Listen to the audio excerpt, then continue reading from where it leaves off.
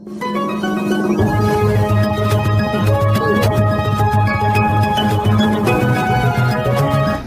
सोलापूर मोदी परिसर माजी सैनिक नगर या भागातील नळांना गुरुवार आणि शुक्रवार या 2 दिवसात पिवळे आणि अशुद्ध पाणी येत आहे।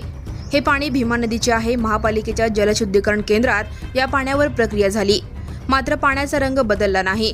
त्यामुळे पिवळ्या रंगाचा पाणी पुरवठा झाल्याचे सार्वजनिक आरोग्य अभियंता व्यंकटेश चौबे यांनी सांगितले।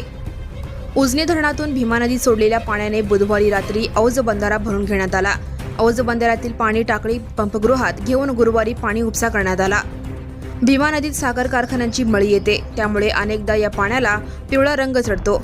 हेच पाणी वाहत पुढे औज बंधाऱ्यात आले आहे। महापालिकेने या पाण्यावर सोरेगाव येथील जलशुद्धीकरण केंद्रात प्रक्रिया केली, त्यातून पाण्याचा रंग बदलला नाही।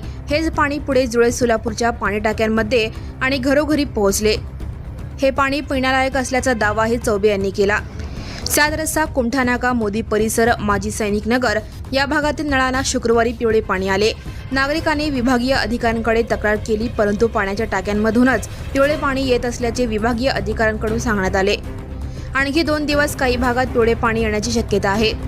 महापालिका थेट उजनी धरणातून पाणी उपसा करते। या पाण्यावर पाकणी आणि सोरेगाव जलशुद्धीकरण केंद्रात प्रक्रिया होते। भीमा नदीतून उपसा केलेल्या पाण्याला यापूर्वी पिवळा रंग असल्याचे दिसून आले आहे।